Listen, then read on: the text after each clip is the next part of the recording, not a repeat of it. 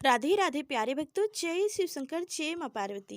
प्यारे भक्तों, आप सभी को हमारे यूट्यूब चैनल रोहिणी ज्ञान में हार्दिक स्वागत है। प्यारे भक्तों, आज मैं आप सभी को सुनाने जा रही हूँ सोमवार व्रत कथा। सोमवार के व्रत में जरूर सुने यह कथा, मिलेगी शिव पार्वती की कृपा। सोमवार के दिन शंकर भगवान को समर्पित होता है। आज के दिन भक्त भोलेनाथ को प्रसन्न करने के लिए विशेष पूजा अर्चना करते हैं।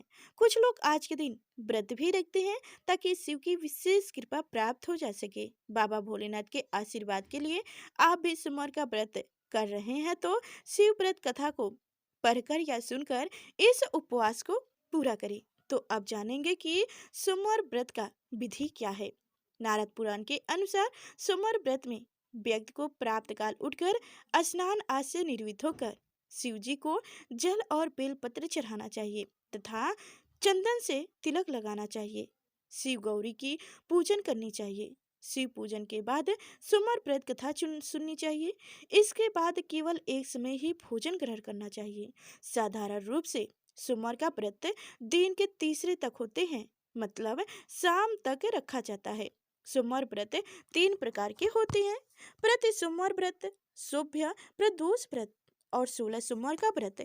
इन सभी व्रतों के लिए एक ही विधि होती है। तो अब ध्यान पूर्वक सुनिएगा सोमवार व्रत कथा।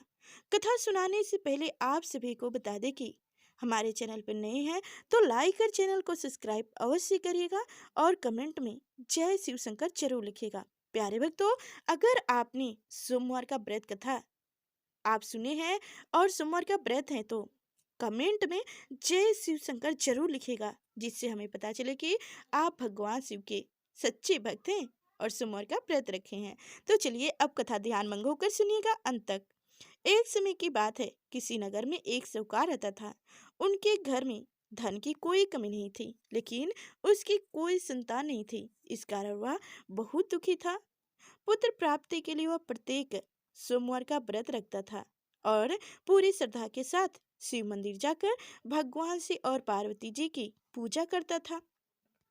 उसकी भक्ति देखकर एक दिन माँ पार्वती प्रसन्न हो गई और भगवान शिव से उस साहूकार की मनोकामनाएं पूर्ण करने का आग्रह किया। पार्वती जी की इच्छा अनुसार भगवान शिव ने कहा कि हे पार्वती, इस संसार में हर प्राणी को उनके कर्मों का फल मिलता है और जिनके भाग्य में जो हो उसे भोगना ही पड़ता है। लेकिन पार्वती जी ने साहूकार की भक्ति का मान रखने के लिए उनकी मनोकामनाएं पूर्ण करने की इच्छा जताई।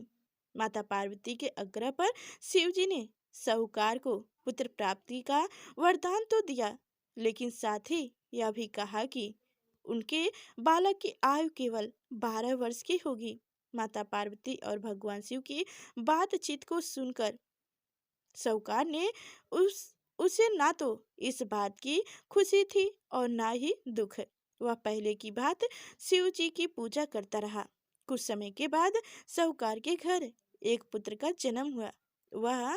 जब वह बालक 11 वर्ष का हुआ तो उसे पढ़ने के लिए काशी भेज दिया गया।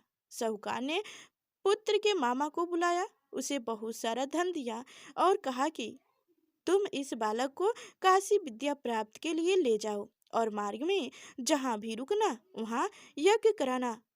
जहाँ भी यज्ञ कराओ वहाँ ब्राह्मणों को भोजन कराते और दक्षिणा देते हुए जाना। दोनों मामा भांजे इसी तरह यज्ञ कराते और ब्राह्मणों को दान दक्षिणा देते काशी की ओर चल पड़े। रात में एक नगर में रुके जहाँ नगर के राजा की कन्या का विवाह था, लेकिन उस राजकुमार ने उसका विवाह होने वाला था जिसका विवाह होने वाला था वह एक आग से काना था। राजकुमार के पिता ने अपने पुत्र के काना होने का बात को छुपाने के लिए एक चाल सोची। साहूकार के पुत्र को देखकर उनके मन में एक विचार आया। उसने सोचा, क्यों ना इस लड़के को दूल्हा बनाकर राजकुमारी से विवाह करा दूं। विवाह के बाद उनको धन देकर विदा कर दूंगा और राजकुमारी को अपने नगर ले जाऊंगा। लड़के को दूल्हे के वस्त्र पहनाकर राजकुमारी से विवाह करा दिया गया। लेकिन साहूकार का पुत्र ईमानदार था, उसे यह बात न्याय संगत नहीं लगी। उनके अवसर पाकर उसने अवसर पाकर राजकुमारी की चुन्नी के पल्लू पर लिखा कि तुम्हारा विवाह तो मेरे साथ हुआ है, लेकिन जिस राजकुमार के संग तुम्हें भेजा जाएगा वह एक आग से काना है। मैं तो काशी पढ़ने जा रहा हूँ। जब राजकुमारी ने चुन्नी पर लिखी पढ़ी तो उसने अपने माता पिता को यह बात बताई। राजा ने अपनी पुत्री को विदा नहीं किया, जिससे बारात वापस चली गई। दूसरी ओर साहूकार का लड़का और उसका मामा काशी पढ़ने पहुंचे। वहां पर जाकर उन्होंने यज्ञ किया। जिस दिन उनकी आयु 12 साल की हुई, उसी दिन यज्ञ रखा गया। लड़के ने अपने मामा से कहा कि मेरी तबीयत कुछ ठीक नहीं है।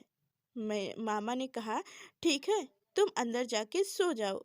शिवजी के वरदान अनुसार कुछ ही देर में उस बालक के प्राण निकल गए। मृत भांजे को देख उनके मामा ने विलाप शुरू किया। संयोगवश उसी समय शिवजी और माता पार्वती उधर से जा रहे थे।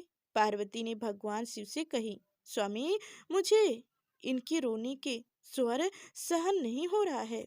आप इस व्यक्ति के कष्ट को अवश्य दूर करें। जब शिवजी मृत बालक के समीप गए तो वह बोले कि यह उसी साहूकार का पुत्र है जिसने मौन मैंने 12 वर्ष की आयु का वरदान दिया था। अब इसकी आयु पूरी हो चुकी है। लेकिन मृत्यु भाव से विभोर माता पार्वती ने कहा कि हे महादेव, आप इस बालक को और आयु देने की कृपा करें, अन्यथा इनके वियोग में इनके माता पिता भी तरप तरप के मर जाएंगे। माता पार्वती के आग्रह पर भगवान शिव ने उस लड़के को जीवित होने का वरदान दिया। शिव जी की कृपा से वह बालक जीवित हो गया। शिक्षा समाप्त करके लड़का मामा के साथ अपने नगर की ओर चल दिया। दोनों चलते हुए उसी नगर में पहुंचे जहां उनका विवाह हुआ था।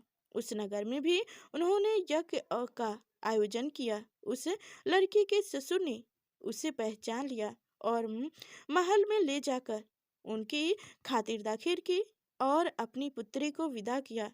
इधर साहूकार और उनकी पत्नी भूखे प्यासे रहकर बेटे की प्रतीक्षा कर रहे थे। उन्होंने प्रण कर रखा था कि यदि उन्हें अपनी बेटी की मृत्यु का समाचार मिला तो वह भी प्राण त्याग देंगे। परंतु अपने बेटे की जीवित होने का समाचार पाकर वह बेहद प्रसन्न हुए। उसी रात भगवान शिव ने व्यापारी के स्वप्न में आकर कहे, हे सर्वश्रेष्ठ, मैंने तेरे सोमवार के व्रत करने और व्रत कथा सुनने से प्रसन्न होकर तेरे पुत्र को लंबी आयु प्रदान की है। इसी प्रकार जो कोई सोमवार का व्रत करता है या कथा सुनता है या पढ़ता है, उनके सभी दुख दूर होते हैं और समस्त मनोकामनाएं पूर्ण होती है। जय शिव शंकर, जय माँ पार्वती। प्यारे भक्तों, आप सभी को एक बार फिर से बता दें कि हमारे चैनल पर नए हैं तो लाइक कर चैनल को सब्सक्राइब अवश्य करिएगा। और जितने माता बहनी सोमवार का व्रत है वो कमेंट में जय शिव शंकर, जय माँ पार्वती जरूर लिखिएगा, जिससे हमें पता चले कि हमारी माता बहनें कितनी हमारी कथा को सुनती हैं और कितने लाइक कर चैनल को सब्सक्राइब करती हैं। तो फिर चलते हैं, अगले नेक्स्ट वीडियो में मिलेंगे। तब तक के लिए धन्यवाद।